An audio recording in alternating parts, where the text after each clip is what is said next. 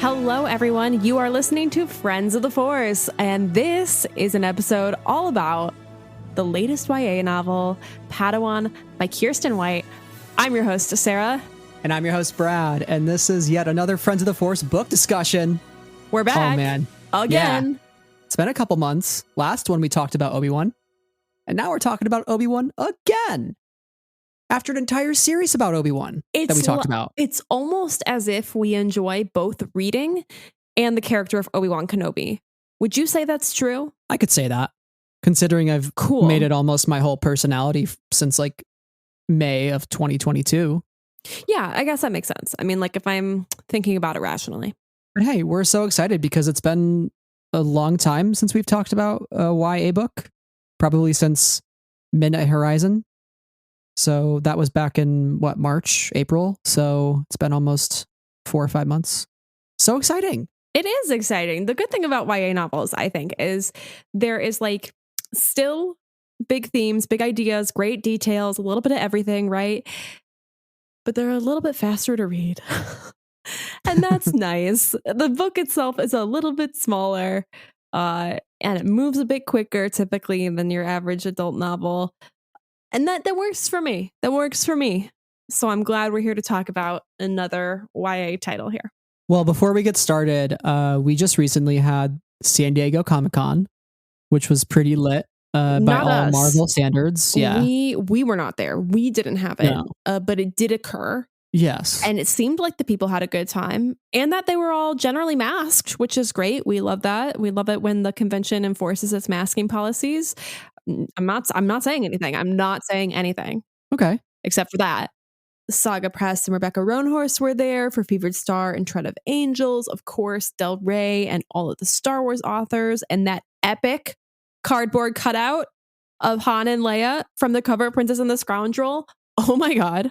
And just like all of the freebies they were giving away, all of the book signings that were happening, all the booksellers and publisher people that I could have talked to. But alas, I was sitting at home. I was thinking, maybe they'll have the cutout at New York Comic-Con, but I'm like, no, Brad, that's like 2 months after the book is out. It's not going to happen. You're right. That's a promo cutout, not like a bring to every convention cutout. Although Del Rey Conventions people, if you're listening, you could consider making it a every convention photo op cutout. I don't think the people would complain. And by the people, I do mean us. I'll buy it off your hands. You got to get rid of it at some point. Let me know. Don't let it go to the dump. Yeah. I'll donate. Let us give it a good home. Yeah. Yeah. Absolutely. But speaking of Star Wars books, we are going to talk about the Lucasfilm publishing news that came out of the convention, because I'm sure we could talk about everything else for at least like an hour, because there were lots of good stuff happening all week. But first thing that came up was the Battle of Jeddah, which got its cover reveal. So this was like the first of a couple of announcements for phase 2 of the High Republic.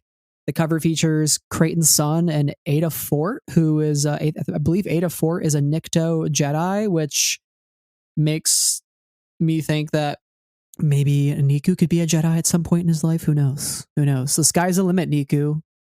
Don't let your dreams just be dreams. Do you think Niku dreams of being a Jedi? Maybe. He dreams of being a pirate, which leads us to our other cover, which is the Daniel Jose Older. That was a brilliant transition. I know. Yeah. The High Republic Adventures returns with cover art by Harvey Tolabau and illustrations by Tony Bruno. So they're all reuniting. That Amazing, is like the dream team with Daniel Jose Older writing. Ugh, we love to see it. Give me more all ages comics. Mm-hmm. The cover says Padawan or Pirate and features Sav Malagan, who was the Kyuzu Jedi who appeared in the first run of the High Republic Adventures. So those are the first two right off the bat. What are your thoughts? Yeah, are my thoughts. Give it to me. I love to see it. I'm so excited. I cannot believe how close phase 2 is. I think in January we were like, oh my gosh, it's so far away. What are we going to do for the next 10 or 11 months? And now it's like 3 months away. Yeah. And I'm overwhelmed and I don't know what to do with myself. I'm like, wait a second. I have to prepare for a whole new slate of High Republic books. Like, I can't. It's too Right. much. And like I love it so much. probably getting some sort of samples soon, I would imagine. Coming down the pipe, right? We're getting close to sample season. Maybe sample September. Sample September, perhaps. Yeah. I will also say that, like, I remember, we got introduced to like 50 plus characters in Light of the Jedi, and I was like, great, like now the rest is going to be building off of that, and it's not going to be a ton of new characters. And then I was thinking to myself the other day, I was like, oh my gosh, phase 2 is going to be entirely new characters, except for a few like Sav and Blade of Bardata and Yoda and some of these key figures that live hundreds and hundreds of years. But like, right. Get ready for a Google Doc that's just full of character names. Well, on the plus side, it seems like phase 2 is only 2 waves. Perhaps, yeah. Allegedly ending maybe next like March or April, right before Celebration, which would lead into phase 3 previewing. So hopefully we don't have to remember all those new names for very long. Although that means we're closer to the end of the High Republic, which I don't want. So I actually slow know. it down. Like, so I Slow can't. down. I can't handle that. Like, no, that makes me sad almost. But like, it's weird. It's weird. I feel like I've been living with it forever, but also no time at all. It's very weird. Yeah, I totally agree. I'm just so excited though for Battle of Jeddah. I want to explore Jeddah more and what it feels like to a Force user and how it's like a nexus of the Force. It's this like really special place that is just imbued with the Force in a way, kind of like Lenara, which we're going to talk about today. So wow, a great connection point there. I know. Connecting all the dots. You're so good at this. We also got some other incredible like announcements, reveals, like little teases from this panel, including Hyperspace Stories by Cecil Castellucci. Then the Tales from the Rancor Pit from Kevin Scott. George Mann's The Nameless Terror. And they got some pages from Eduardo Mello and Ornella Savarese. Yes, includes a Bith Jedi, which is rad as heck. Yeah. And perhaps what I'm most excited about, I don't know about you, but I'm a big old nerd. 100 Objects by Kristen Baver. She's like, it's like a museum collection, and it's about objects, and I'm so excited for this. Yeah. What type of objects do you think will be in there? Like, do you think maybe some behind the scenes objects as well, or just Star Wars centric? You know how objects? Like Skywalker: A Family at War was like an in-universe biography of the Skywalkers? Yes. It's like that, but Star Wars objects. So it's going to be like, I think they showed, and if I'm making this up, then I'm making it up, but I think they showed Count Dooku, like the bust of Lost 20 Count Dooku. So like in-universe objects. So I'd imagine like a lightsaber hilt or like other weapons, artifacts, this sort of stuff. Yeah. Well, while you're excited for the 100 objects outside of main publishing stories, I am very excited about the Star Wars Life Day pop-up book and advent calendar by Riley Silverman. From Inside Editions too. So like Inside Editions does not miss with the pop-up books. You have the Giant Galaxy pop-up book, I believe. I have the 30th anniversary pop-up book and the 40th anniversary pop-up book. Okay. I take my pop-up books very seriously.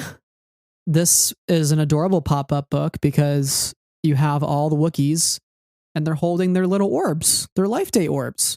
And there's a giant tree, the tree of Life Day. It's wonderful. It's wholesome. What more could you ask for? Very cute. I think it'll be a really fun little holiday book. No, I totally agree. And it also is a reminder that the holidays are just around the corner, I guess. So get buying your presents for your loved ones and your favorite podcast hosts, Brad and Sarah. I'm kidding. Actually, though, you should probably start buying your gifts because I should do that too. Because I wait and I wait and I wait and I cry. December 1st. I'm like, oh, haven't done anything yet. Oof. Oh man, expedited shipping. $10 more because I waited. Don't be me. Don't be a clown. Don't be a Brad. Yeah. While you're not being a Brad, what you should be is a supporter of independent bookstores around the country. Ooh. Which leads us to our independent bookstore of the week. Brilliant. Sarah, take it away. Absolutely. Our independent bookstore of the week is a write-in from the folks around the internet. So thank you so much to the two people who recommended this bookstore, Sheilan at Warrior Till End and Listen at Listen 1. Again, I am so sorry if I messed up the pronunciations of your names, but thank you so much for recommending Books and Crannies in Martinsville, Virginia. Books and Crannies is owned by Deshanta Hairston, and she is a mother of two in the Martinsville area. And she won a grant from the local chamber's startup Martinsville program, where she attended this 8-week course, presented this business plan. And after all of the book retailers in her area closed, she opened she filled this gap of books in the Martinsville area in 2016 by opening Books and Crannies. It is a Black-owned independent bookstore. So independent bookstores, this is what we're all about. And it is a general interest, a literary bookstore featuring fiction and nonfiction, accompanied by a selection of children's books and a wide range of titles.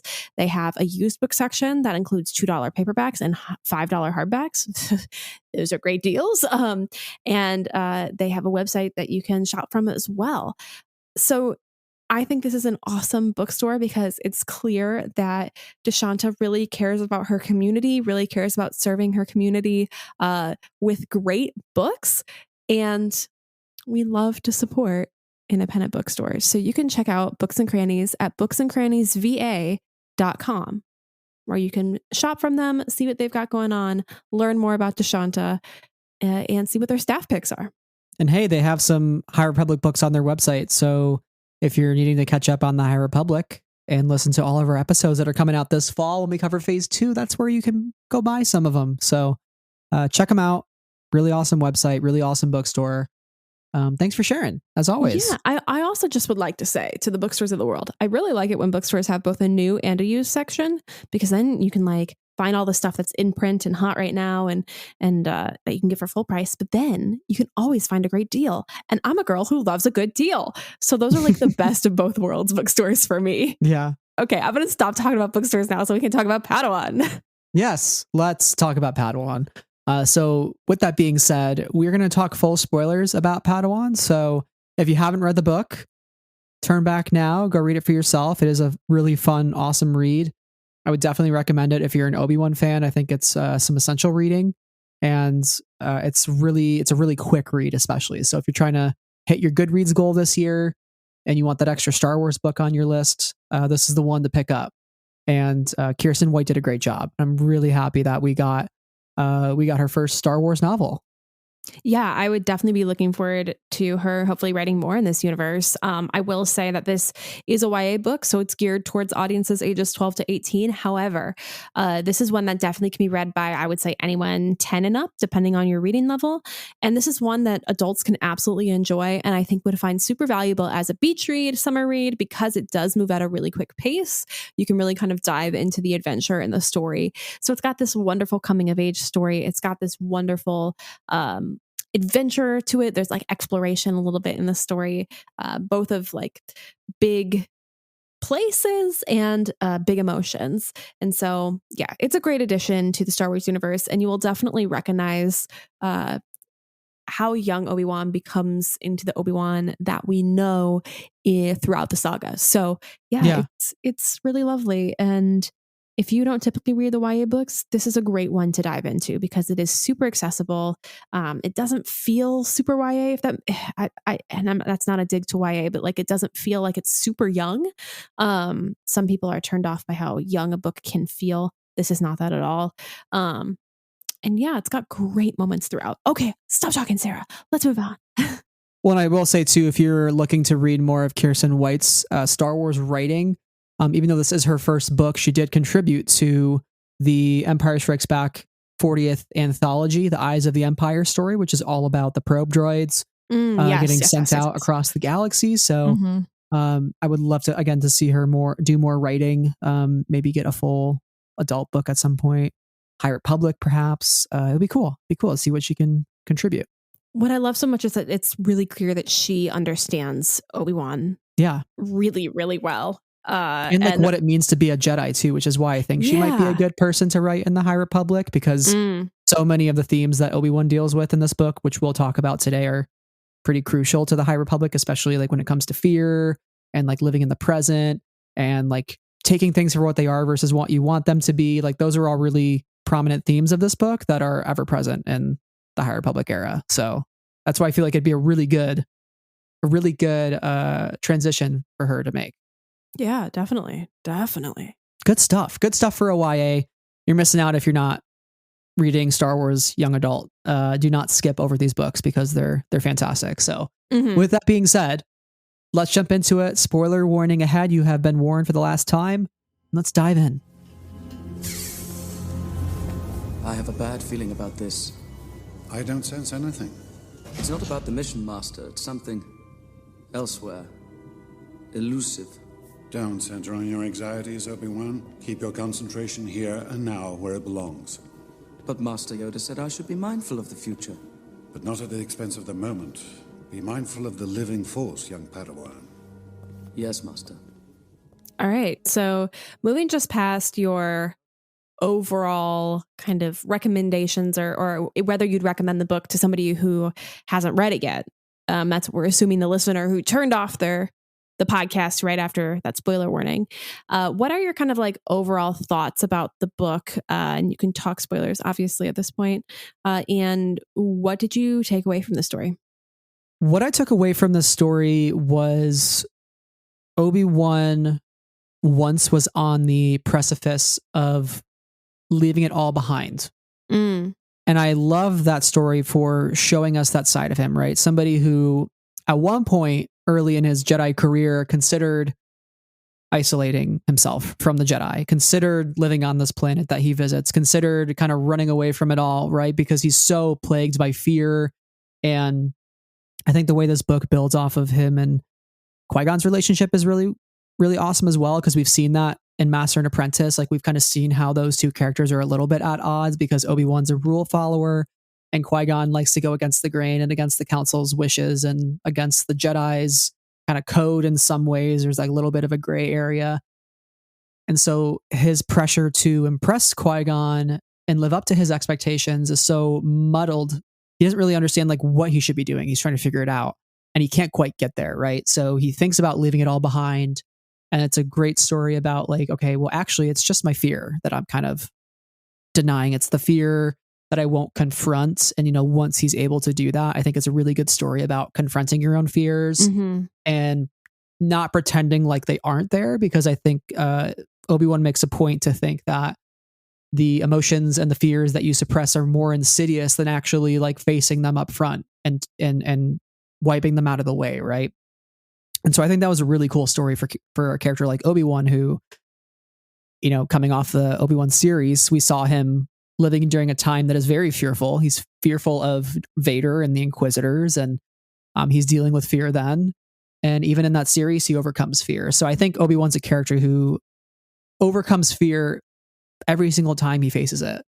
And that's pretty inspirational. And I think it really starts here for the first time, you know, for him. Yeah, I think this is such an interesting book because we really see a lot of parallels to Obi-Wan's journeys later in life.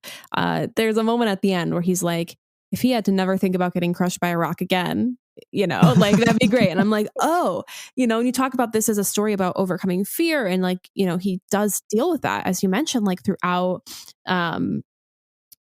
his life and kind of understanding the threats around him, but also this story about isolation and potentially leaving it all behind. We see a parallel to that when he is in charge of Luke and taking care of Luke and just watching over him, because his life has changed so dramatically after Order 66, but he does have to leave it all behind. He's not forgotten about it, but he's had to become someone else in order to survive. And so I think about the Obi-Wan in this story and the way that older Obi-Wan would think about this story as an older man. And I love that so much. And I think that this is really a book that readers can read as either just like a great adventure and coming of age story, and not really dive too deeply into some of the ideas in there, which is fine. Like if you just want to enjoy the story, then like just go for it and enjoy the story. But I think there's also a lot that readers can dive into when it comes not only to complex emotions like fear, attraction, anxiety, like understanding who you are and your place in the world, but also like big ideas thematically about the world, about our role in the world. What kind of duties do we owe to the world that we live in, and what does that world owe us? And so I think there's a lot of complex conversations that you could also have, and hopefully we'll kind of dive into both of these elements here. About That's why I'm here. Well, yeah, I mean, we kind of do extended book conversations for fun, but yeah, but like dive into some of these like really thoughtful and interesting and prescient themes about our world too. So yeah, it just kind of hit on all levels. It totally worked. While you were bringing it up, the foreshadowing of Obi-Wan's life, like later in his life, can we talk about that for a moment? Yeah, because I had a couple of things that I think were really just kind of hit me in the gut. Go and, for like, right it. in the feels. I was just like, God damn it. We love crying. I know what Kiersten White is doing here, right? Just again, like this idea that he's, contemplating a life in isolation, right? And that's going to be so much of his life later on. There's this quote, a couple of them here, but he says he couldn't imagine a future without the other Jedi, a future where the Force was reduced to something he used when he needed it, no longer something he structured his life around, right? And so you're just like, oh my God, without the other Jedi, like, of course, like Order 66 is going to happen. He's going to live a life without other Jedi. That's going to be his future. That's going to define so much of his future, right? But I think the fact that he's starting to not really like prepare himself for those possibilities, but it's definitely like there in his mind, right? Like he's thinking of it early on in his life of like, okay, like what if though, right? Like I'm not like preparing myself because I think that's going to happen. But he does contemplate it, and it is hard for him to contemplate and to think about. It's almost too terrible for him to imagine, right? And so it's a little bit tragic. It's a little bit tragic in a way. It's like our bestie, Claudia Gray, at the end of Leia, Princess of Alderaan. I will not say that line for those of you who haven't read that book, but like, holy cow, if you would like a book that will punch you straight, square in the face, nose breaker, crying, doubled over, because this line comes out of nowhere and it's like, yep, that's an evil, mean foreshadowing of exactly what's to come. It's that one. And this one absolutely joins the now growing pantheon of lines that punch you right in the gut. And that's one of those things that like I really love about Star Wars, and the way that the story and all these characters are being told out of order of sorts is because you can reference those other moments that have already happened in the reader's point of view, because we've already seen, where Obi-Wan's story goes. This is the youngest we've gotten him, but that haven't happened for him yet. So it's like a wink at the audience, but it's one of those things that actually also makes sense for the character, and it hurts for the readers. And that's one of those things about Star Wars that I think is just so precious and ridiculous and lovely and upsetting all at the same time. We love the tragedy for some reason. We keep coming back to it over and over and over. Like, yeah, why? I mean, we love the tragedy, and like we love it when the authors give us exactly that wink of tragedy that we really causes us pain. Like I don't know what it says about us as Star Wars readers that like this is the sort of stuff we enjoy, but like whatever. And while I don't think he's necessarily consciously preparing himself for a life of solitude, like where the Jedi don't exist, I think he's building a lot of the right habits in this book. Like I think at one point right in the beginning, he's talking about how meditation's the last thing he wants to do, but he knows it's the best thing for him to do. And sometimes the best things are the ones you don't want to do, right? It's like when you're a young kid and you're like, I don't want to eat my vegetables. It's like, well, you got to, because it's good for you. Or and you're usually like, the stuff that tastes good or tastes terrible is actually good for you. Yeah. Or you're like me, who's got to find a job with benefits before she turns 26. All too real. Woo, got a little real there for a second. Yep. And there, good luck. But no, seriously, I think he is building like the habits of like, okay, where do I find my comfort? Like, how do I center myself? Like, how can I meditate effectively? And how can I open myself up to the Force? Right? Because when he's going to need to open himself up to the Force, like later in the Kenobi series, and quite literally reach out and stop Leia from falling off a building. Like, how does Obi-Wan center himself in that moment, right? And I think it's early in his life where he's figuring that out, and it's allowing him to be freer than he's ever felt before. And it's like muscle memory for him, right? He is creating that muscle memory in this book. And at the end of the book, he makes a point to say, you know, I don't understand it all, but this is the start. This is the path towards understanding all the aspects of the Force I can, as well as like my own master Qui-Gon, who's a conundrum of beyond knowledge, right? Like he's just such a complex person. So I really do think that starts here, right? And it's why Obi-Wan is somebody who can survive Order 66, because he knows how to confront his fears and move past them versus letting them get the best of him. And he turns into an Inquisitor, which happens to many Jedi. Right.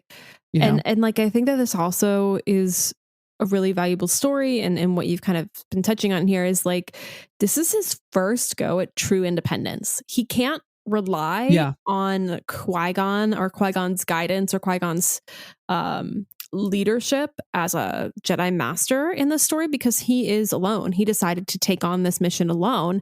And that really puts him in a situation where he kind of has to think critically about the way that Qui-Gon has been teaching him and feel confident in what he knows in order to help everybody.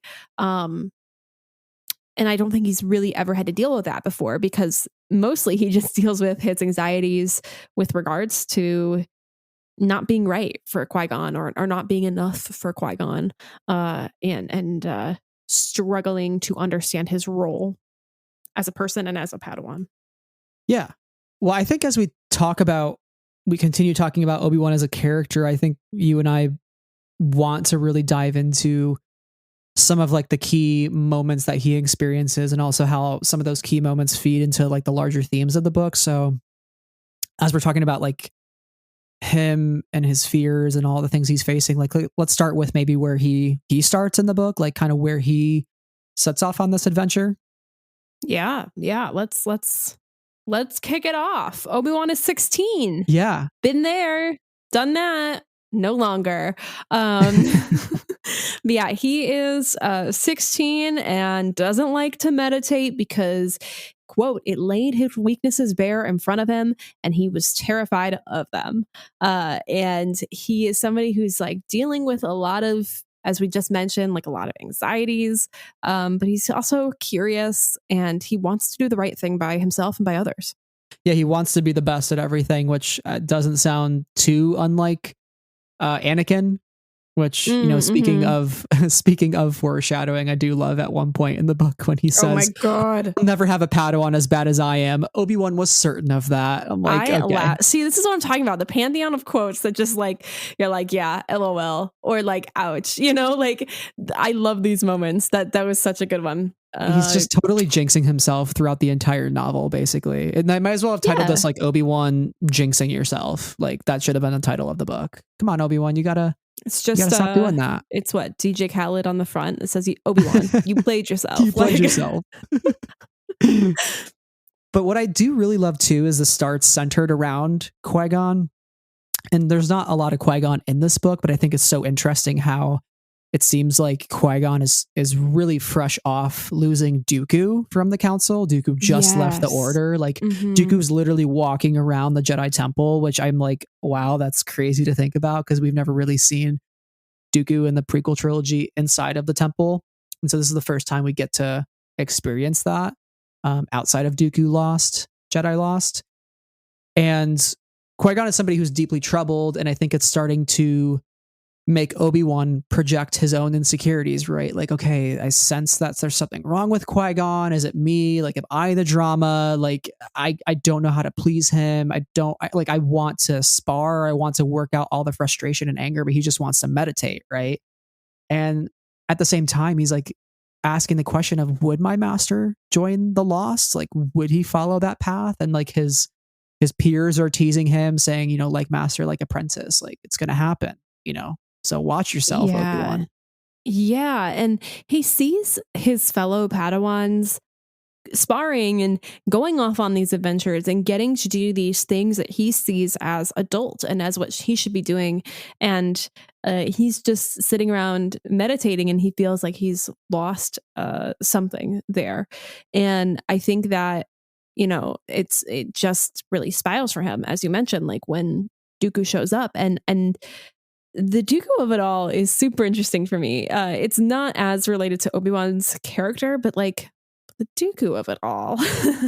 When do they make his bust and put it in the library? Because like, is it now? Yeah, maybe he's on his way to Jocasta Nu, and she's gonna make like a mold of his face. right.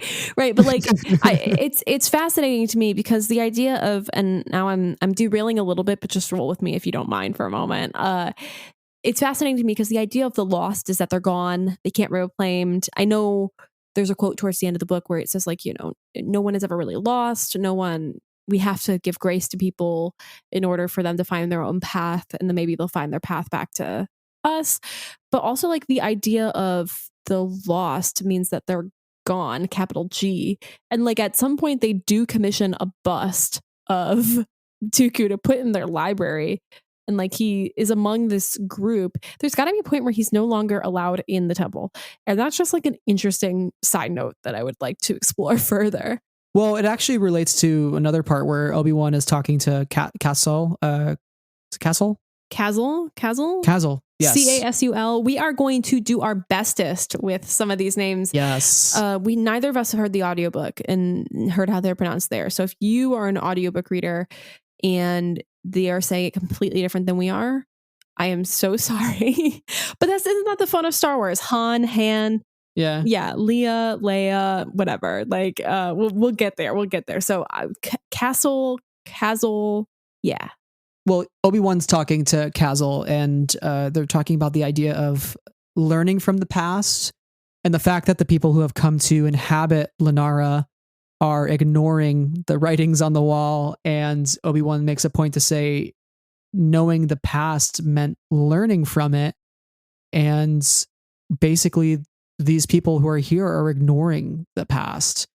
And Obi-Wan makes a point to say, yeah, you don't live in the past. You have to learn from it. Right. And so I think there's something there with the busts of the 20, like even though it is these people who were lost and who left the Jedi Order, it's a way to remember the past and to learn from it, to maybe prevent more people from leaving the Order.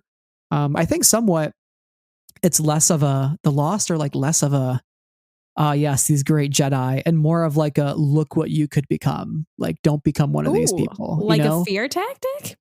Yeah, maybe so a little bit. You're in the Jedi archives. You're in the library. You're looking up some planet data that may or may not be in the archives, which means it may or may not exist. And you are intimidated by the busts of all the people who have left. Don't be a bad person, they say, or else you'll get a bust and everybody will know your name as somebody who was gone. Yeah, fallen. I don't know if that is if it's through fear or if it is through honor, and maybe we'll learn more about that in the High Republic, and if we see more lost Jedi, or even in the Acolyte. That is one of my hopes of the Acolyte, is that we maybe see, is the Acolyte one of the lost 20? Like that would be a really fascinating angle.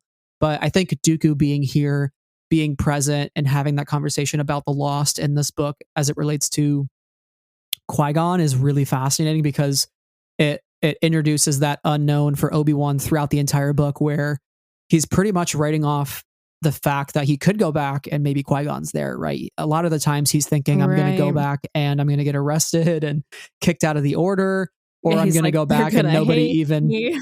Yeah, or like maybe people don't even like know that I left and they just don't care, and that's probably even worse. Like it's like when you wake up in the morning, you check your phone, you have like no texts, or if you go in the shower and come out, no text, you're just like, okay, it's cool. I guess nobody knows I exist. It's fine. That's how Obi-Wan is feeling, right? He's gonna come back. His inbox is just no new emails. He's just like, all right, cool, I guess.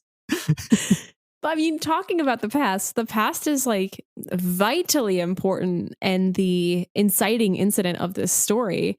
And again, this ties into spicy transition. Thank you so much. Look at us with the transitions today. We didn't plan this. We're really killing it. Okay, stick to the script. No, I'm kidding. But like this book is all about the past, and we love the High Republic so much. But tell me what your face did when you read the name Orla Jareni. Oh, I was excited. I was excited as hell. And not even Orla Jareni, but Comac Vitas. I was like, oh, that's Sarah's man right there. Yeah. Comac Vitas. And we know, I love him. Yeah, we know Orla and Comac have such a close bond with each other. And also we left them at a very tragic point. Ouch.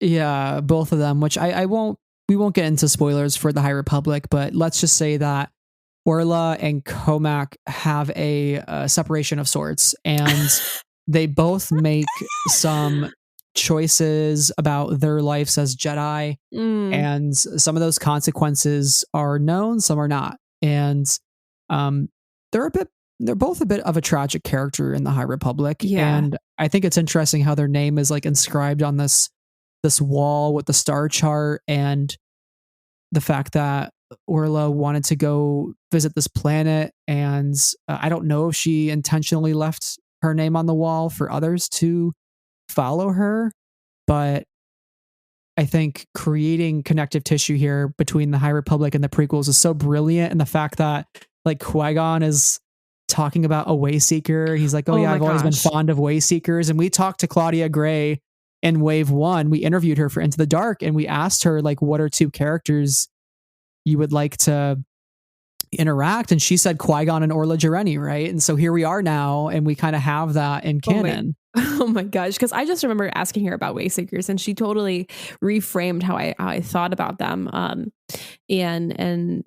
Wayseekers. Anyway, there is a great quote on page 20 where Obi-Wan is, he had learned about Wayseekers through Orla, and he says, surely if they still had Wayseekers, Qui-Gon and Jinn would have been one. And so there is a very specific like understanding that Obi-Wan has about Wayseekers, and also just about Qui-Gon and his role within the Order. And I think that's super, super interesting. But yeah, I love this connective tissue. And this is actually one of those. So I actually got this book before Celebration. It hit my bookstore. So I, immediately brought it home and like read it in the dead of night. And I just like was laying in bed, right? Book holding up. I read like Orla Jareni on like page 17, and I throw my book onto my legs, and I'm like, oh my God, I can't wait until everybody reads this. And so I'm glad we can finally talk about it, because if there are some characters I really love in the High Republic, it's Orla and Comac. And if there are some characters in the prequels that I really love, it's Qui-Gon and Obi-Wan. So this is just like the perfect marriage of my interests. Yeah. I really, jumping forward a bit, I really like when they find the data chip with Orla's message on it, and Obi-Wan gets to finally hear from her, right? This Jedi that he's been chasing, this Wayseeker who seems so interesting. And the fact that like Orla, when she traveled to this planet, she thought it was a Nexus planet, but it really was just this sort of closed system, and the life belongs to the planet itself. It's like this like symbiosis that doesn't really exist in many other places. And the fact that the civilization that was there before upset that balance, and they paid a heavy cost for it. And this creates a little bit of tension between Obi-Wan and the rest of the people he meets, because they feel like Orla sort of came there to have a vacation, like have a little study vacation, right? And they make a point to say, that's what Jedi do. They come here, they have a great time studying and exploring, and they go somewhere else. And, that gets into so many other conversations, but it breaks my heart a little bit where she's not able to stay on the planet much longer. And she says she has to go help Elzar. And she also thinks to herself, perhaps I'll bring Elzar here too someday, I just, which pinpoints when she traveled here, by the way, because we know Elzar and Orla only start working together after the Rising Storm. So this moment where she goes to Lenara is between Rising Storm and Fallen Star. So somewhere in there, I believe she's probably at this planet right before she goes back to the Starlight Beacon, most likely, or to the ocean planet where she finds Elzar Man in the waves. So I think this is right before that, just to pinpoint when this is happening. Did you know the screams never left Elzar Man? Could you stop? But yeah, no, I really loved this understanding of Orla, and like this is absolutely a book that helps you better understand Orla's timeline in the High Republic. So I am loving that. I hope we get more of that sort of connective tissue. But you have brought up the Lenahrans a couple of times here. Do we want to kind of jump to the bulk of this story? Do you have anything more to say about the setup, the inciting incident, how we get to Lenara? Yeah. I just, one thing on Orla, I like how we get to see her way seeking. It's kind of cool. It's what way seekers do, right? They go out and they explore. Sometimes they become small time pop stars on Alderaan, and sometimes they go to what they think are for Nexus of the Force planets, and they just find a closed symbiotic circuit system living planet thing. Absolutely. Well, I think that is the impetus for Obi-Wan to travel to this planet, because he's learning about a way seeker that went to this planet. And again, he is trying to find purpose in his life. He's trying to feel like he can be good enough to be a Jedi Knight. And he'd also, but at the same time, he doesn't want to leave and fail and be a cautionary tale for other Jedis, right? So he's really, a lot's on his shoulders. A lot is riding on this mission. And the fact that he actually has to leave without Qui-Gon, and he makes that choice to do so, is such a risky move from his perspective. But yeah, it lands us right on Lenara, which is just a interesting planet. I really do love this planet. It was giving me Lost vibes. I'm a big Lost fan. And so I really felt like some of the imagery was evoking Lost, between the cave that holds the power, on Lost, there's a cave where there's a corkscrew for the island, and that kind of keeps the whole system working and balanced and everything. So I'm I don't know if Kiersten White is a Lost fan or if there's some intention there, but also the fact that the people who left Lenara and try to come back, it's a very difficult journey back.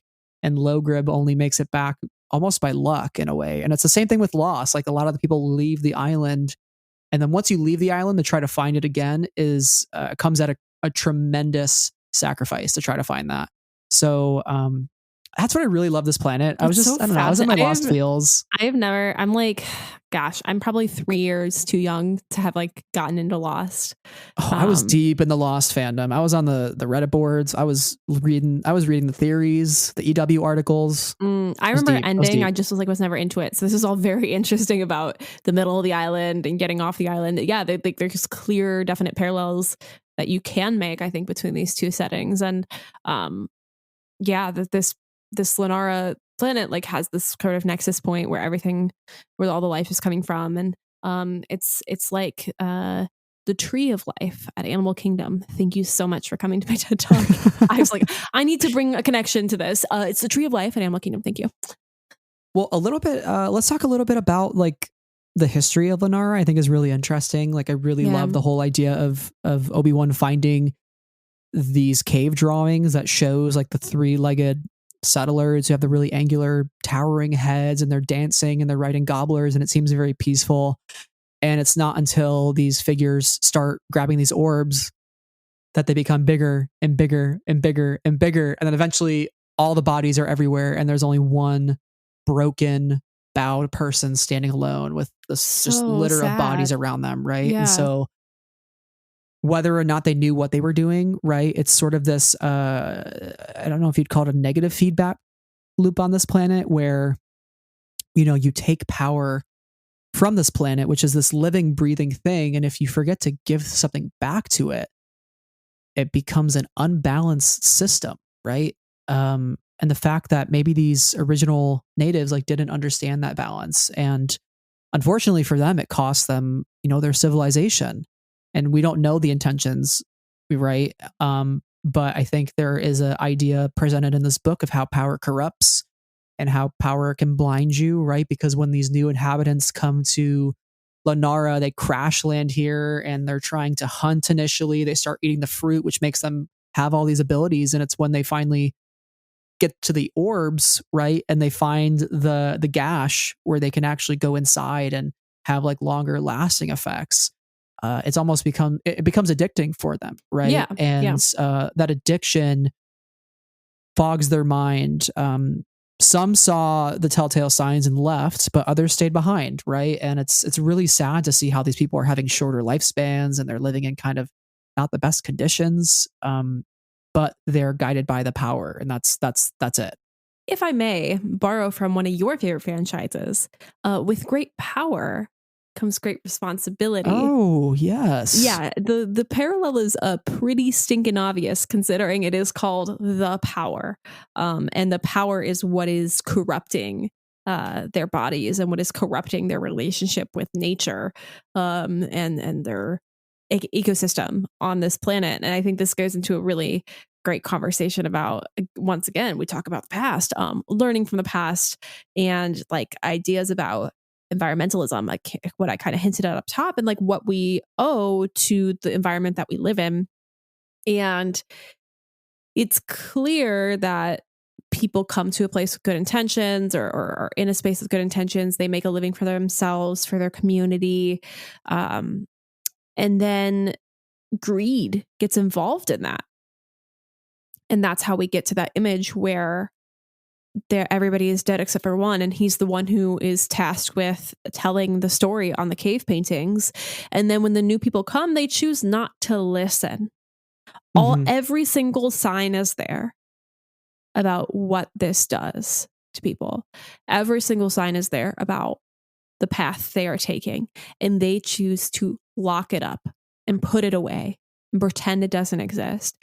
And I can draw at least 10 parallels to our current situation in the real world, capital R, capital W, where this is something that jumped out to me so clearly, of like climate change, with talks about fascism, with talks about, we're super overdue for an ice age and we just get hotter and hotter, with regards to technology, and the way that we are interacting with each other, in person, online, transportation, right? Like all of these things are how we are connect to how we are in our environment, and what we can learn from the past and what we choose to ignore from the past. Right. Well. And like the environment and has always been central to Star Wars, right? It's really like the Imperials were this government, a system that was ravaging planets and destroying environments, right? And leaving nothing behind, right? So that's always been a central idea to Star Wars.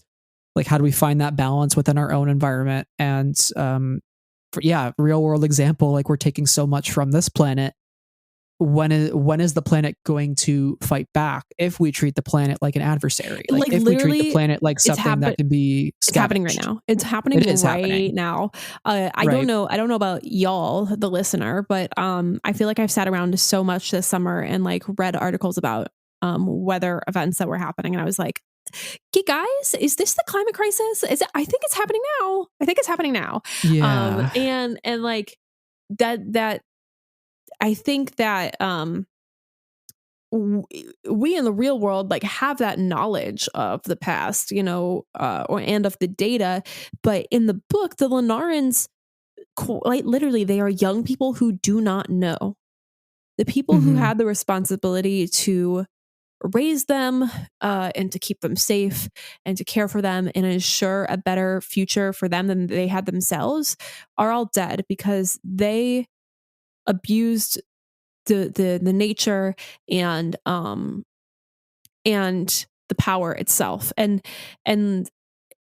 you mentioned about like the Imperials and the way they ravage planets, but also like you look at the aesthetic of the Imperials versus like the aesthetic of the rebels on Yavin 4. And the Imperials are all about domination and destruction. And so, yeah, you're absolutely right on that being a clear parallel from the beginning. Well, I love that you mentioned too that the children that are left behind, which did this book give you like Lord of the Flies vibes, by the way? Kind of the children without the adults. You did mention that to me before I read the book, and I said, "Oh no, I don't like Lord of the Flies." So I was scared, and then I immediately put it out of my mind. Now that you bring it back up, I guess a little bit, but with less aggression. I feel like I remember reading Lord of the Flies, and it was like a very aggressive, mean sort of novel. What the boys do in Lord of the Flies, and this feels a little bit less like that. But yeah. I mean, like the kids without the adults, they don't have the knowledge, they don't have the the power to, oh God, we're going to say power so many times in this episode. Like, did you find it interesting when the book was kind of hinting at what happened? We kind of come across the shipwreck. We come across the Lenahrans. They're a bit of a mystery. They're moving super fast. They're up kind of elevated above the ground in the ship that's crashed. But then we don't find out what happened to the Lenahrans and how they guys, they literally had a societal split. They literally, their society literally collapsed because they did not come to a consensus about what to do with regards to their interactions with the environment. It literally collapsed. And those who, they all kind of had the ability to leave, but they all didn't choose to leave. But like, those who left like also had the privilege to leave. There's a conversation there. I think of a book called Goliath by Tochi Onibuchi. It's great literary sci-fi about class and science fiction and colonization and all these sorts of things. Very interesting. That's my tangent recommendation of the day. But yeah, their society like literally collapses. And for a little while there, we don't really know where everybody is. We just kind of know that they've left or that they've existed for many generations. They're 4 generations. These kids are the 4th generation, but not what happened to their loved ones that raised them. And so I found that mystery kind of very interesting to unravel as the book went on and as my questions got answered. Yeah, I did love how it was presented more as a mystery and something that you kept peeling back the layers each chapter. And, you know, there were a couple of allusions here and there, like, oh, there was only 38 of you. And it is really tragic in a way to see, you know, half the people leave, half the people stay. And then it's just the kids left behind who are fending for themselves and carrying on these traditions that they've never really questioned. Right. And it's not until Obi-Wan arrives to help them learn from the past. And I don't think he necessarily imposes his decision on them, but he really outlines the pros and the cons of it. And ultimately it is their decision to make. Like, they can live with or without him, but they have to be the ones to make that decision. And I do love this one quote that says, from Obi-Wan's perspective, he thinks what Oj had been doing here, what they all had been doing was wrong, but that didn't make them bad people.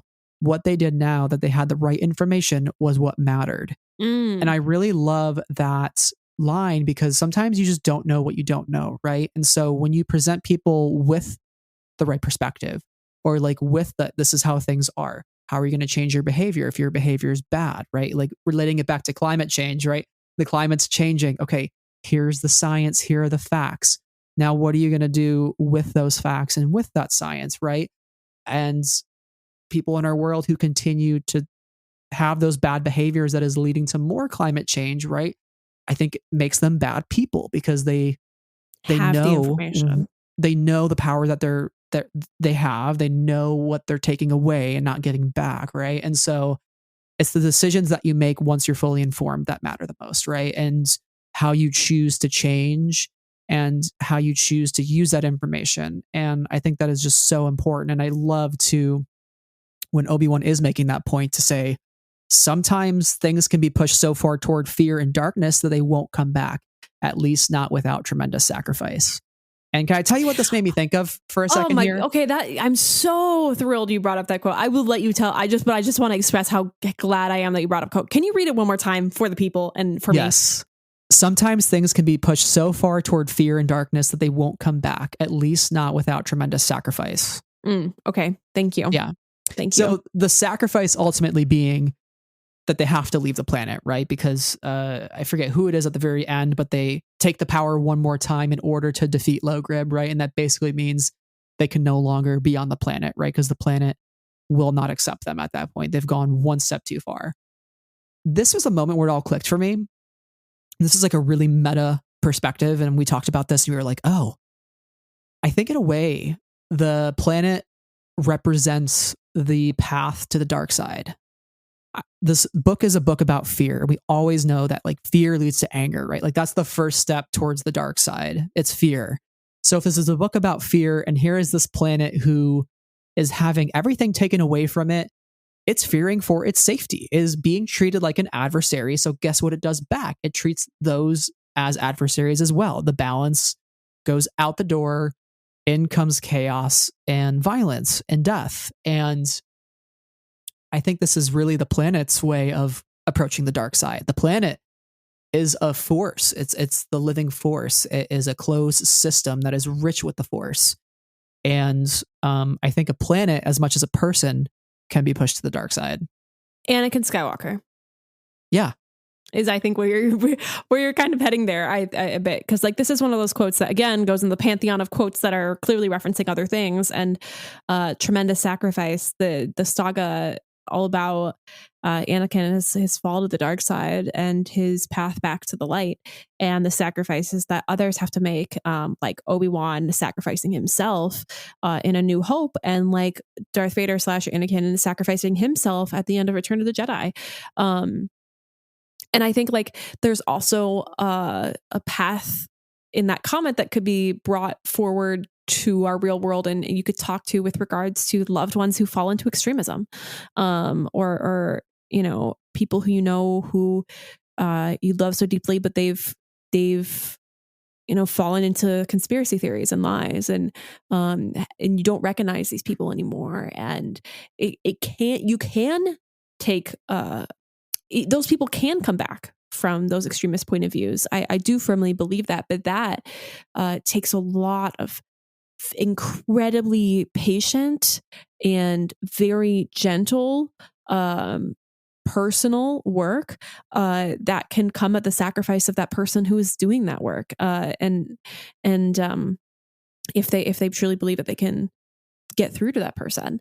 So like I think that's another parallel that can definitely be made, and you can throw that right back into Star Wars and talk about Anakin and Obi-Wan again, like right. And even know? in the environment too, right? Like how far are we going to push the environment in our own world to the point of no return, right? Like where is that event horizon? And once we get there, coming back from it is either going to be not possible, or it's going to be a tremendous sacrifice. Like we're going to have to give up a way of life that is so something that we take for granted now, and maybe in the future we have to literally give up in order to have a survivable, livable planet, right? I also want to talk one thing, and we talked about Comac Vetus, and Obi-Wan says there's no balance in what you're doing. Without balance, there's chaos and violence and death. And I really honed in on the word violence, and I'm thinking, okay, this book has brought up Comac Vetus. You are not about to do this right now. And so I know this is one of your favorite quotes, it's right? One of my favorite quotes. We talked about Claudia Gray as well, so let's go back to Into the Dark. Oh my gosh. Comac. You're making my day. Comac is thinking about the Force and examining the Force in its fullest, examining the darkness as well as the light. How can we split the Force into two? How can we justify such an act of violence? And it is violence, such a dividing, even the darkness divided from the light. And I think when you look at what is being done to this planet and we think about the word balance, I think these people who live here, who've inhabited this planet without understanding the full ramifications of what they're doing, they are splitting the light and the darkness, and it is violence. And I think Obi-Wan using that word violence is just perfectly describing what Comac is trying to get at in Into the Dark. He's saying, like, we can't split these things completely. Like, they have to coexist somehow. There has to be a balance. Like, for every darkness, there has to be light. And I even look at a planet like Jeddah, right? We see in the Star Wars comics, I think they're by Karen Gillan, the issues where Luke goes to Jeddah and the aftermath of what happened there. It is volcanic. It is a disaster. It is a hot mess. It is so violent and brutal and chaotic. Like, it's red, it's orange. Like, it's like Mustafar almost. If Mustafar were a sand planet. And I mean, which to an extent it is. Can you imagine the lava and the sand? Come on. Anakin would not be happy. No. But I think if Lennar were pushed far enough, it would reach the point of a Jeddah post Death Star explosion, right? And I think the Death Star throws Jeddah out of balance. Yeah. And it is violent, right? So I just wanted to hone in on that word of violence. I thought I was like, I made the connection there. Thank you so much. You're welcome. Anytime we can bring that quote up, I am not complaining. Absolutely. You're welcome. Thank you. I think there is also a really interesting conversation. And I don't know if I have fully settled thoughts about this. So maybe we can work through them here. Maybe we can just touch on them and everybody else can think about them too. But I think there's a thought that goes alongside environmentalism, and that is like a conversation about colonialism and like indigenous peoples and colonizers. And there were a couple moments in Obi-Wan's journey in the beginning of this book when he arrives to Lenara and sees how they're living and doesn't quite understand them, where he feels like he can fix them or that he can vastly improve their experience with his knowledge. And he wants to give them, I think like the breather is very helpful and generous, because like, I forget who is the person who is a like Shush puts Shush, it on originally, and Trill and Whistle are her children, because their lungs can't develop as fast as their gills, and their eyes are too sensitive to light, so they have to stay in these little pods, I believe, and they can't go in the water because there's creatures in there and stuff. So they're living in somewhat painful conditions. Yeah, painful conditions, and conditions where their mobility is super limited. They can't live an independent life. And so I think like that is something where it is a assistive device that allows Shush to like live a more independent life. But some of these things he's like, it's better over in my side of space. I can take you from here to my side of space. And I don't think he understands that this is their way of life, and this is how they've been their entire life, with the power, without the power, regardless. Like they have a culture and a set of expectations and understandings about the world that he doesn't understand, or in the beginning, like, I don't want to say care to understand, but like that's not his purpose for being there in a way. So he's like, we can leave. Like, guys, this is super easy. You just all get on my ship and you go. And I do think there's like something to be said about like the idea of colonization with regards to environmentalism. Look at our real world with regards to that, but like just the ways in which these two ideas are linked together, and the ways in which both like Obi-Wan imposes his beliefs onto the Lenahrans, but maybe also just a little bit because the Lenahrans are not like, there aren't like indigenous peoples to this planet. It seems like the planet is its own symbiotic system, and in the creatures and the life and the trees and the rocks and everything like are all connected. The gobblers. There aren't like sentient beings in the way that we understand them in the Star Wars experience, like on Lenara. So the Lenahrans are also like imposing their culture onto this living, breathing ecosystem. And there's a lot of nuance in that conversation, and I don't know if I don't have the ability to get into all of it, but I just wanted to bring it up.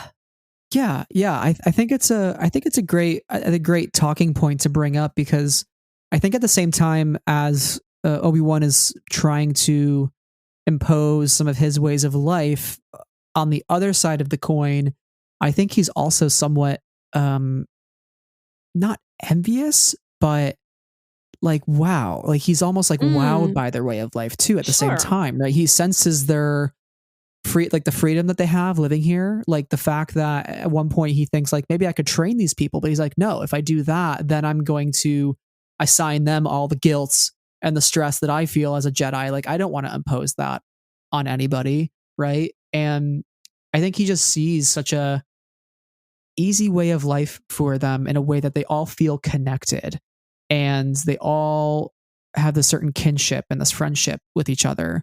And it's not necessarily something that he has back at the temple, because he starts the book, right, with a squid in his soup, a demon squid, and it burns his wrists, right? And everybody's kind of making fun of him a little bit. And, he has definitely some friends, but by and large, he's also getting bullied too somewhat. And so I think seeing this close-knit community for him is a bit of it makes him kind of take a step back for a second initially. It kind of catches him off guard. I think there's really one quote that hits on this as well. It's when they're out watching the stars, and he's recognizing, the stress and anxiety they don't have, sort of a simpler life in some ways. And they're all whispering to each other. They're kind of giggling and, doing the things that kids do. And in this moment, he feels very alone when he should feel elevated, he thinks. And it says here, quote, Obi-Wan was hit with a sudden pang of longing, not for any of them specifically, but for intimacy with anyone generally. To clasp fingers, sneak off into the dark, have the weight of secrets and affection and connection, attachment. His stomach hurt with a pang of guilt. 2 days from the temple, and already he was imagining what it might be like to abandon all the tenets of Jedi life. The dude is like, I am teen. I like to touch. Yeah, he's like, I want friends. I'm sorry for cutting the really thoughtful quote there, but yeah, he's 16. Yeah, he wants to have some sort of connection with other people, right? And he sees the connections here that they're forming with each other, and he's almost relishing it a little bit. He's like, damn, I wish I had that in some way. Like, whether romantic or whether not, which we'll get into in just a second. I think in this part, he's talking more about the friendship side of things, right? Because he doesn't have the friendships that he would generally like back at the temple. Like really strong, firm friendships that he'll develop like with Anakin and with Ahsoka later on. Yeah. It's a desire to connect and a desire to explore. And I think that he's also kind of seeing that maybe he is different from them in a certain way. And he sees this thing that he understands, at least in their culture and experience, to be as for lack of a better word, a little bit mainstream. Like, look at all these people having these very wide range of emotional and wonderful experiences and these friendships and this family aspect, et cetera, et cetera. And he falls out of that mainstream because of who he is. And this conversation about identity, I think, is so wonderful and great in this book because it is so gentle and simple and thoughtful and really, I think, speaks to the complexities of our human existence. And that's one thing that I really loved about this. So let me find a quote that really worked for me here. He says, I can't form attachments like that anyway. Couldn't he, though, if he didn't go back? Was that something he would ever want? It had always been so forbidden, even thinking about what it was like, holding his hand right next to a lightsaber blade. He knew some of his friends had dabbled in physical relationships, suspected Suri would have been open to it if he had ever wanted to, but he had always seemed like an obstacle, not a temptation. And besides, Obi-Wan said, rushing to change the subject for himself more than anyone, I would never want to be in this is funny, a relationship with a leader too close to politicians or royalty. And I'm sure if I ever fell in love, it would be with someone calm, peaceful, easy to get along with. LOL. But he's saying that, this point where it says physical affection had always felt like an obstacle as opposed to a temptation, and kind of perhaps finding a little bit of confusion in that assessment. And then there's a sentence, I'm on pages 173 and 174. He said maybe he didn't want to be with any of them, but rather more like each of them. And that is a quote where I literally went, oh, like I've had that thought before. I understand what that feels like. And he also thinks, or maybe kiss all of them. Right. And I'll go through this again. Or maybe he wanted to kiss all of them, not Mem though, because he had a feeling that would upset her very much. Which says something not only about him and his intuition, but also about Mem and her attraction or lack thereof.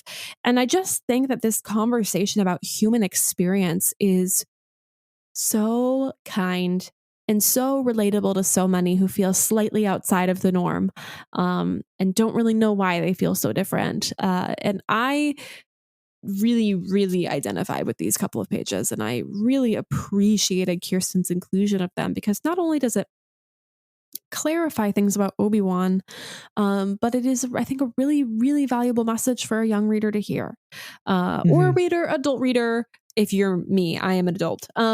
So yeah, I just love this. And I would love to bring up Star Wars Queers Watch as well. Our friend Wesley, who always is tagging and keeping a great catalog of when queer characters are included in Star Wars stories and when they are not. And they have written a very clear kind of guide of everybody, and I just would like to repeat it because they did it better than I could here.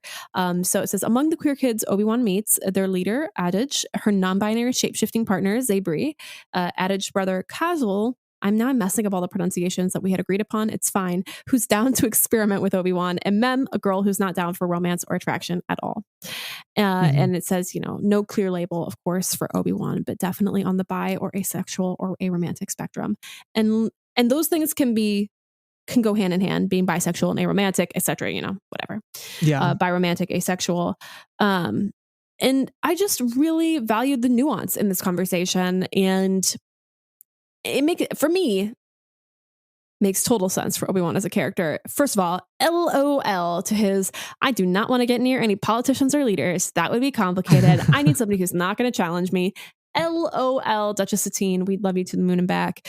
But also just his understanding that he could maybe he'd be interested in kissing anyone, but also maybe going beyond that might be a little bit complicated. But let's not put a label on it. It's not super important to him and in his life on the day to day.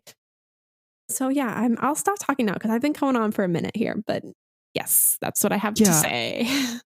Yeah, no, I really liked opening up Obi-Wan's identity quite a bit in this book. And like you said, there's no clear label on it, but I was definitely in the sort of asexual, possibly aromantic camp.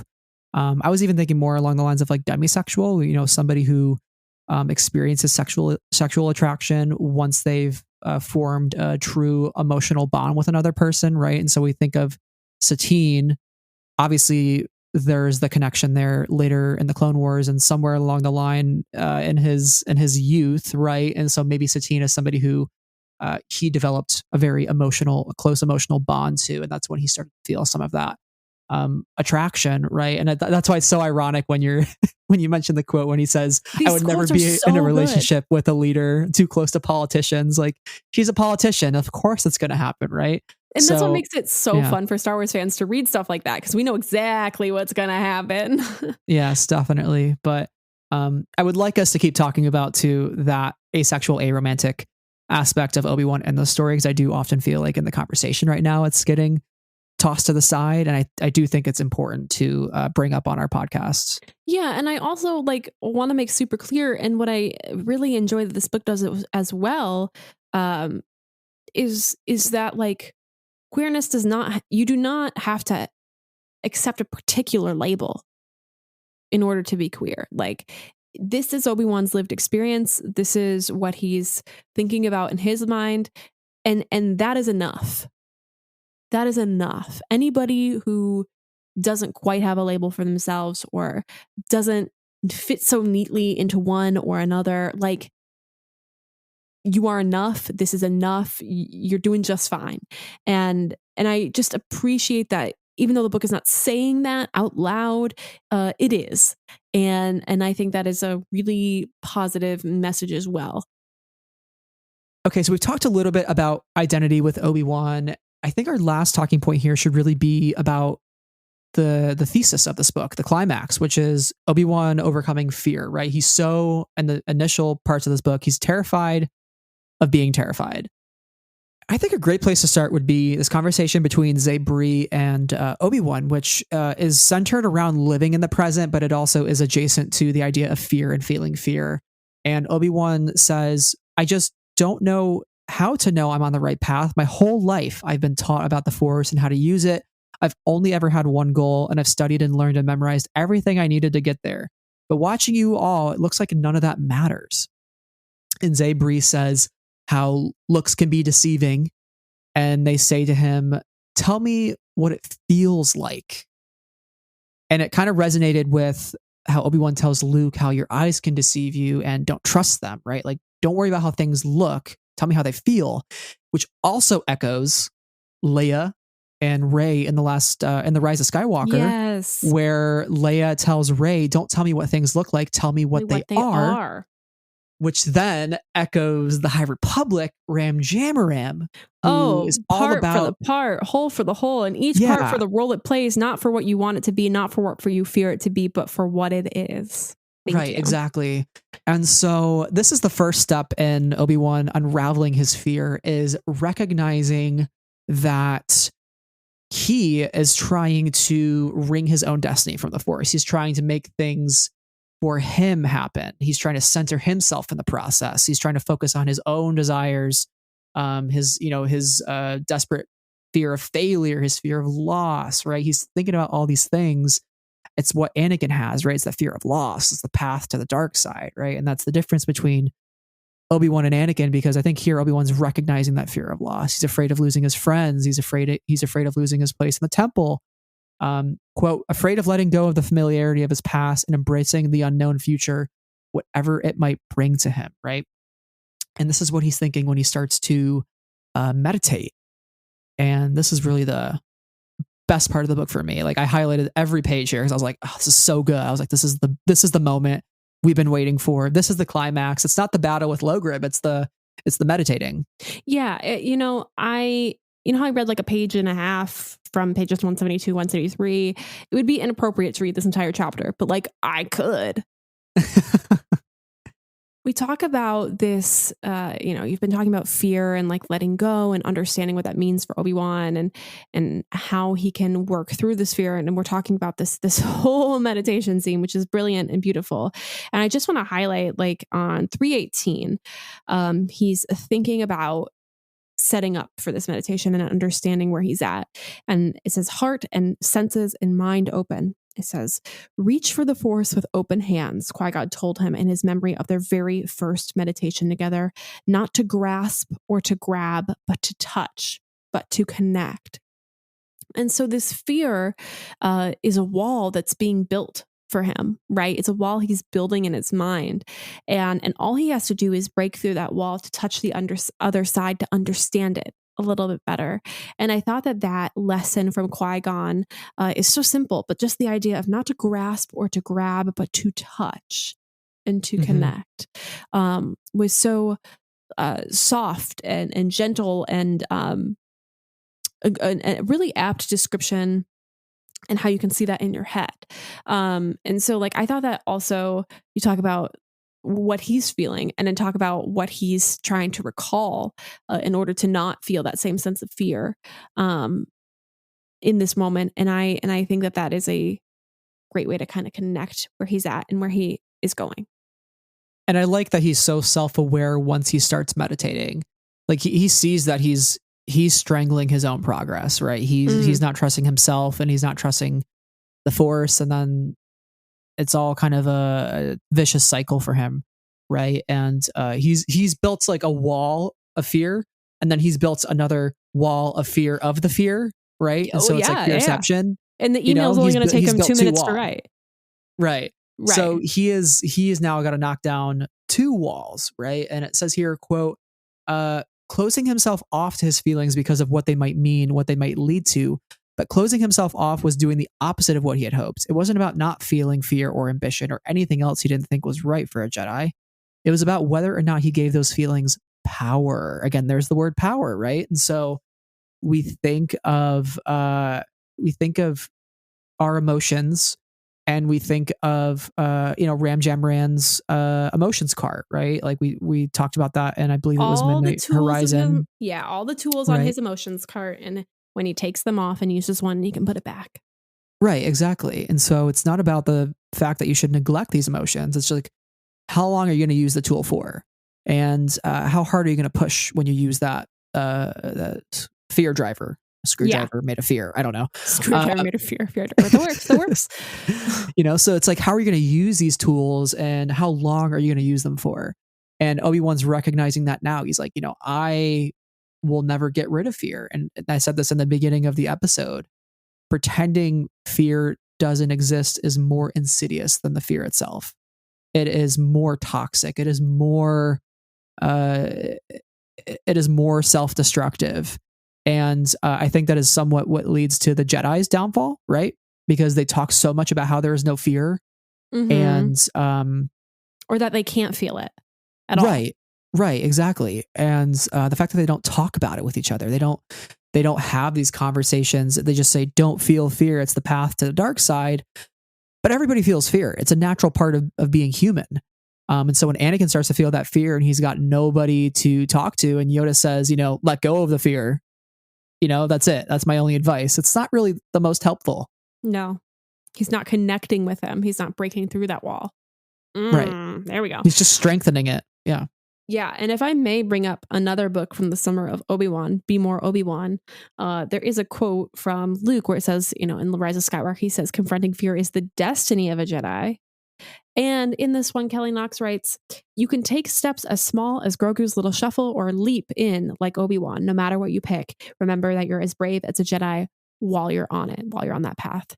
And I think that's like an important thing for Obi-Wan to think about, is like his steps can be small or his steps can be big. And he's taking a big step right here, but the road to that big step is paved with little small ones. Mm-hmm. And it still gets him to the same kind of conclusion here, where he's able to kind of break through the wall. He's like chipping at it a little bit, and with like the chisel here, and then he finally like gets a crack through the wall, and he's able to step through.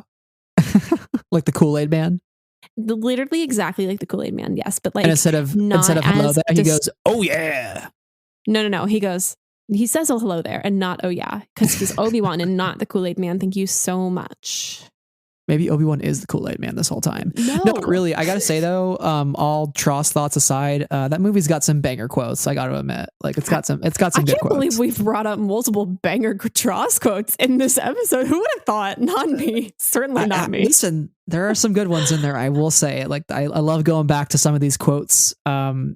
And here's another quote, which I think is really the moment. It's the capital T, capital M, the moment. I almost spelled moment wrong there for a second because I was just vibing.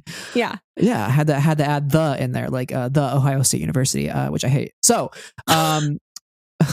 which is trademarked now apparently. Anyways, I don't want to talk about it. We're not trying to alienate the Ohio State alumni base. To my Ohio listeners, John Knowles from Ann Arbor. It's fine.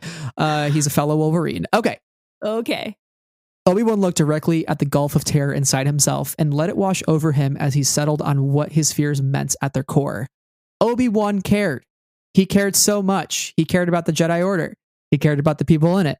He cared about its history, about its rules, about its traditions. Even more than that, he cared about the Force and everything it touched. He cared about all the life in the galaxy. And he starts to feel himself lighten. He looks at his own fears. He puts them right where they belong. And it says, for the first time since becoming a Padawan, Obi-Wan let go. Record scratch. Insert the clip. We're not going to insert the clip. That's a lot of work. We don't have that sort of time. I gotta look it up. Yeah. But the clip is me from the entirety of the Obi-Wan Kenobi keynote series going, he's just somebody who wants to love somebody else. He just cares so much. I read this and I went, vindication. Yeah. But like, it's true. Like, this is the crux of Obi-Wan. And this is what I am so thrilled that Kiersten understood about this character, is that he just is someone who so deeply cares. He cares about himself and his relationship with others. He cares about others and their relationship with him. He cares about others and their relationship with those around them and the world. He cares about the world itself. He cares about all the minutia in the world. He's just somebody who wants to do right by himself and by others. And it gets him into a little bit of anxiety, a little bit of a panic attack here or there. But like, that's what's driving those emotions for him, is a desire to be doing the right thing and to be caring for others. Anyway. It's no different than Anakin, right? Anakin's the Sun Dragon. He wants to protect everything, right? And I like how Obi-Wan is acknowledging some of his fears here about, will he be strong enough to help those in need, right?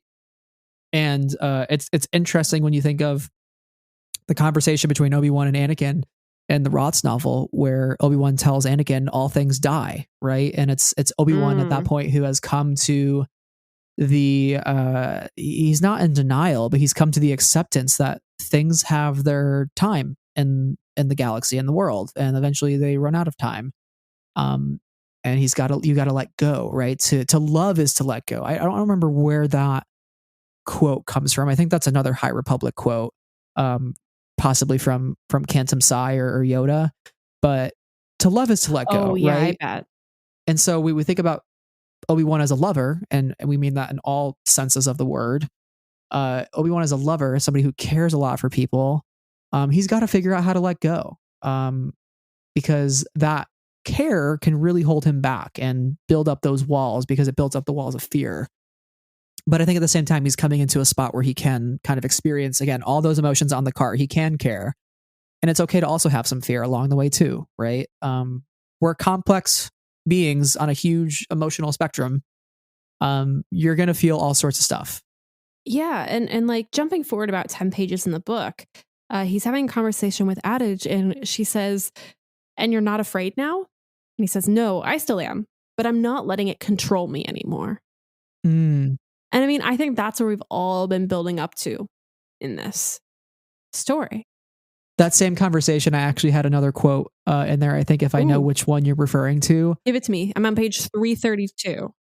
Yeah, this might be just like a really good moment between these two characters to end on, because they're often at odds with each other throughout the book, right?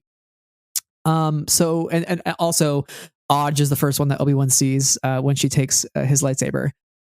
Obi-Wan says, "The power isn't like the Force. The Force isn't something I consume and burn up. It's so much more than just power. It's life. It's connections. It's this. It's trying to find balance, that place between life and death where peace can exist, being a small part of a greater whole," right? And this is the moment when Odge is seeing how peaceful the gobblers can be, and she just like almost can't believe it, right? And so Obi-Wan's like, this is what could be. Like, this is what this planet can attain. Like, there is a better way, right? There's a middle path that we can take here. And the first step is to give back, stop antagonizing this planet, right? And Odge is so worried, like, are we going to have any power left though? We won't. And Obi-Wan says, no, you have so much more. It won't be as exciting or dramatic, but it will be whole. You can join that connection. If you can truly become a part of the planet, then you'll be safer than you ever were, stronger too, just not in the same ways. And I think that is a beautiful thing, because safer than you ever were, stronger too. If you reword some of those words right there, stronger than you ever were, stronger than you could ever imagine, right? And so Obi-Wan is somebody who knows there is other ways to fight, right? There are alternatives.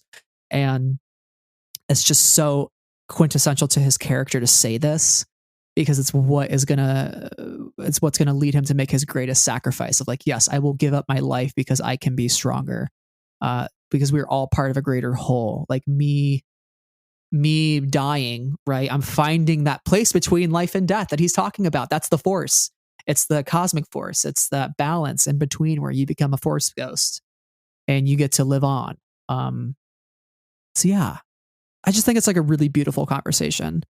There are some good ones in here for sure. There are. And I feel like we could spend another 45 minutes just being like, this is the quote show. Let us give you all the great quotes. Like, and I like don't know what I have to say beyond the words themselves. I think they speak so strongly for themselves here in the last 10 chapters of this book. I don't know where to go from this moment, but yeah, I just such good conversations about what it means to be whole and to connect and to move forward. It's always about moving forward and, growing beyond. That's the way of the Jedi, They are what we grow beyond. Wow, we're just bringing up all the quotes today. This is the quote show. We've really just kind of pulled from everywhere. Quotes of the Force, you could say. Yeah. You haven't escaped the quotes quite yet. Oh. Because we are now talking about the end of the book before we head into our odds and ends. So Obi-Wan, defeats Logrib. He says, "I'm sorry," right before he flicks the rock at Logrib's head, and the big slab rock falls on Logrib, right? Brutal. Obi-Wan does not like taking life. But I love it when he gets back to the temple, right? And on his way there, he kind of figures out, like, for the first time, I'm really feeling like I know what I'm doing and where I'm going and why I'm going there, right? And it's this moment of freedom, emotional freedom. And Obi-Wan comes back, and Qui-Gon's here, right? And I was very happy, whether or not Kiersten White knew it. Sassy Qui-Gon returns, because in the show, he says, "I've been waiting for you. Where you been?" Yeah. Right. Sassy And this is Qui-Gon King. Yeah, this is kind of a similar moment with Qui-Gon, right? He's in the hangar ready to see Obi-Wan, and Obi-Wan's like, "Did you know?" And Qui-Gon says, "I'm just going to read the full quote because it's just too funny. Did I send my Padawan alone into the galaxy to a planet we have no real records of, hoping that a break from his rigid adherence to the rules and training would remind him that there is more to the Force than any data file can teach? Hoping he would face true adversity and come back with a new found balance and determination? Hoping that he would be at least able to connect the Force once he stopped trying so hard? Certainly not. I merely slept in, is all. And as far as the Council is concerned, you never went on an unsanctioned mission, and I definitely did not know about it and let it happen. Now come, you can tell me about your adventure." LOL, my guy. So good. My so guy. good. I love that. I merely slept in, is all. Yeah, it's just too funny. I love Qui-Gon. Yeah, and to know kind of how this was all set up, I think is so Qui-Gon of Qui-Gon, you know what I'm saying? So Qui-Gon of Qui-Gon. Not only this delivery, but just the actions in this delivery. Yes, definitely. So Qui-Gon.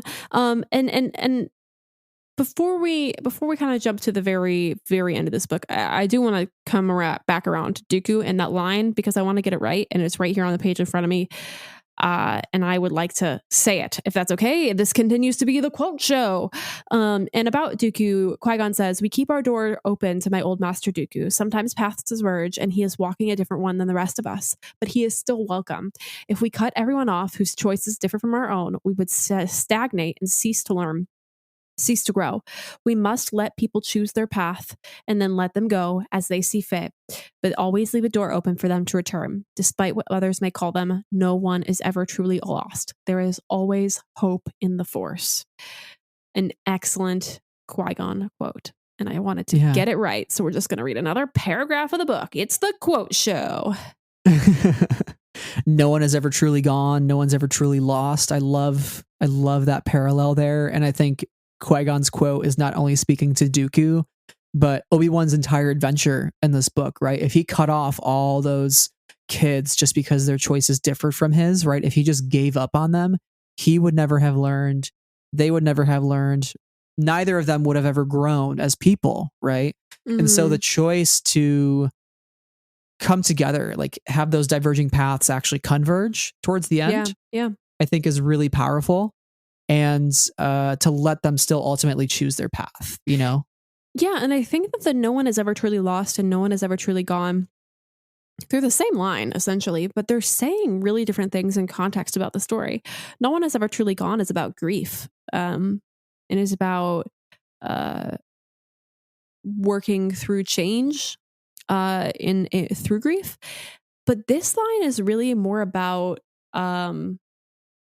working through change with regards to growth, not always positive growth, but just like growth in the way that people change throughout their lives, and also for acceptance. This is specifically speaking to acceptance.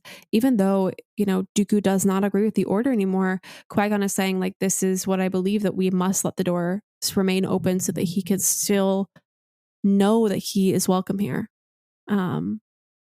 It's interesting. Well, let's jump to the final line here, which I think is just a beautiful way to sum up this journey. And it's Obi-Wan finally understanding the path exists forward. And it says here, he will dedicate himself to, quote, accept loss, to embrace change, and most important, to never let fear separate him from the Force again.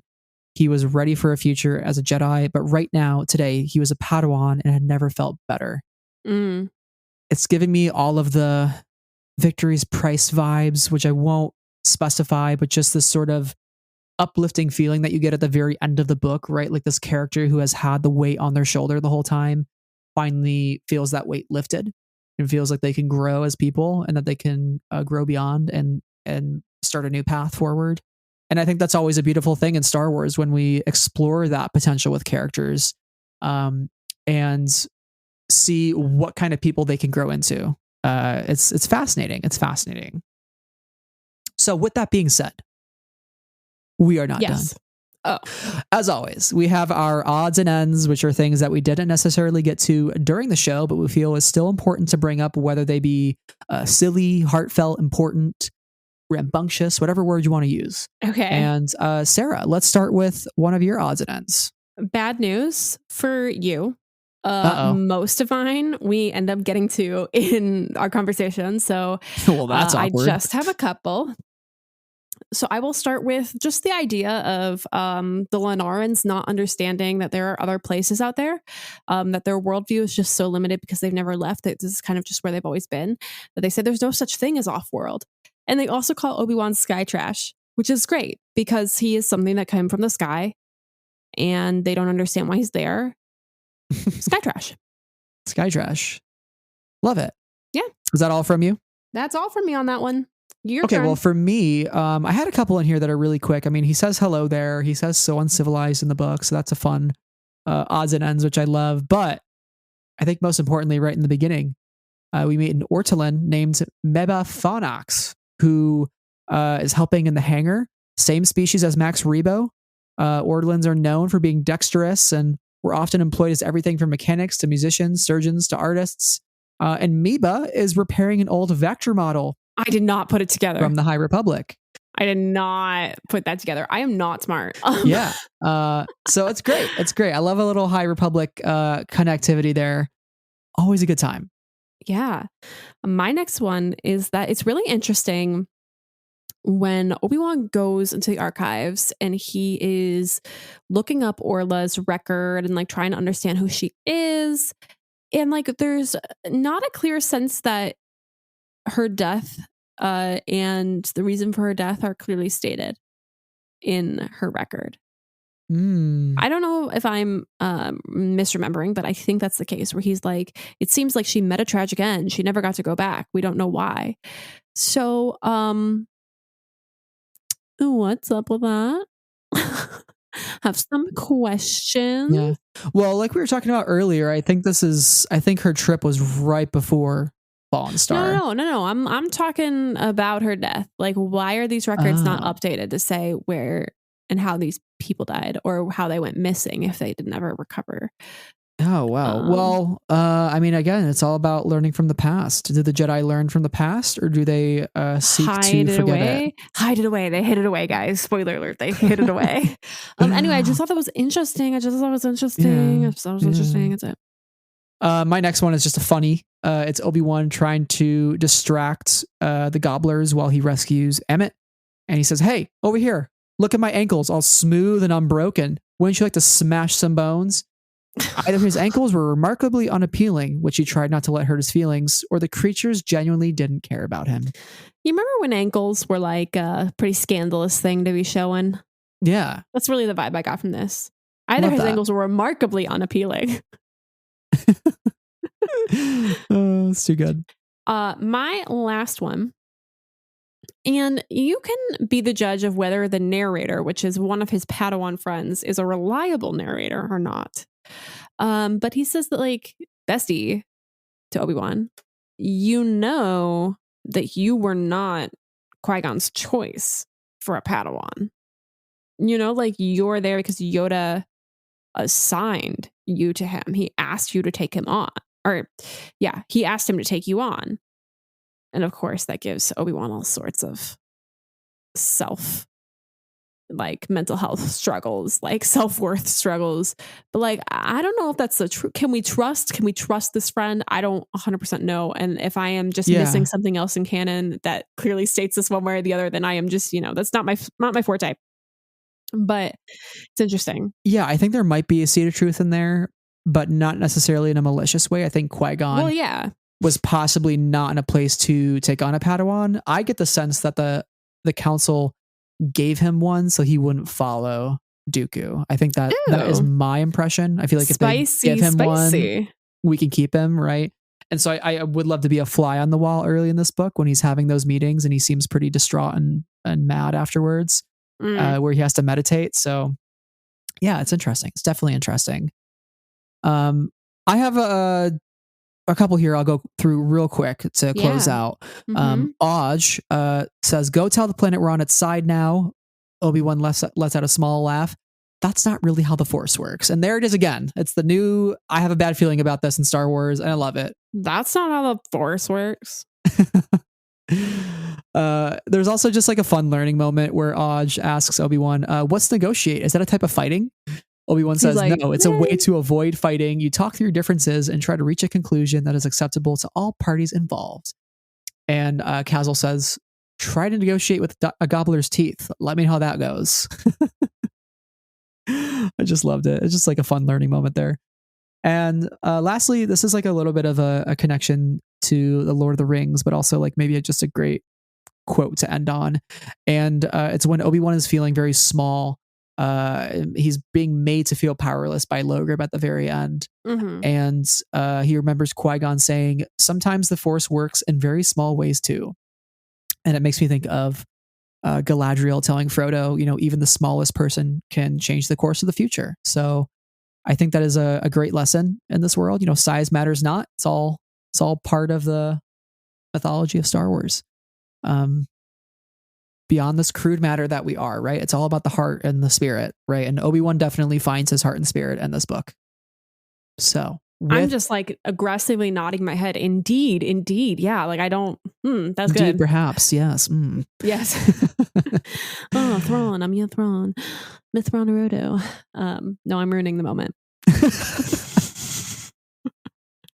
I wish Thrawn could meet Obi-Wan. That would have been fun. I would have loved to have seen those two characters interact. Give Zahn another year. He'll write it. Well, with that being said, I think we can close out here. Padawan is a great read in case you couldn't tell by our almost 2-hour discussion on it. And we had such a great time talking about Obi-Wan. This is the last Obi-Wan book for the foreseeable future. So in case you missed what we've done around Obi-Wan this year, we had a discussion on Brotherhood, an interview with Mike Chen, who wrote the book Brotherhood. We have a whole series called the Kenobi Keynote about all 6 episodes of Obi-Wan Kenobi. We talked with Kelly Knox, who is the author of Be More Obi-Wan. And here we are talking about Star Wars Padawan. So it's been the summer of Kenobi. It has. And I am so thrilled to have gone on this journey with you and just spent so many hours thinking about Obi-Wan Kenobi, talking about Obi-Wan Kenobi with you. And thank you to every listener who has gone on this journey with us as we have spent so many hours, once again, talking about Obi-Wan Kenobi and his crazy, crazy sad life. Yeah. Oh man, that guy needs a break and a nap, as Leia says. So right. She's right. She's right. Definitely right. Yeah. Well, if you want to know what we're doing on the podcast and all of the really exciting stuff we have coming up this fall, because we are going to be so busy, but we are excited about everything. It's so stupid how busy we're going to be. Yeah. But I'm so hyped. Yeah, like everything we have, like Andor, High Republic, like we are busy with some of the things that we're most passionate about. So I'm all for it. This year has been so exciting. And I'm so glad we've enjoyed so much of what's come out this year. So please stick around for our further upcoming book discussions on Princess and the Scoundrel and the High Republic books. And if you like Andor as much as we do, we'll be here. Andor every episode. Absolutely. Yeah. Make sure you're following us on Twitter, Instagram, and YouTube for all those latest updates, as well as Sarah and I on Twitter, Letterboxd, and Goodreads. And you can also make sure to subscribe to the podcast wherever you listen and leave a 5-star rating if you could to help other folks find the show. It helps us out tremendously. So thank you. The algorithm is weird, but it does something. We also have a Patreon where tiers start at just $1, and we are just endlessly grateful for our amazing patrons. They are Amy, Brian with an I, Brian with a Y, Cheryl, Clay, Danny, Davis, Dylan, Johnny, Huang, Jen, Knights of Ren, Leanne, Levi, Lucy, Luke, Lindsay, Randy, Rob, Saber Bouquet, Skytalker, Steven, Travis, Tom, and T. Thank you all very, very much for your support.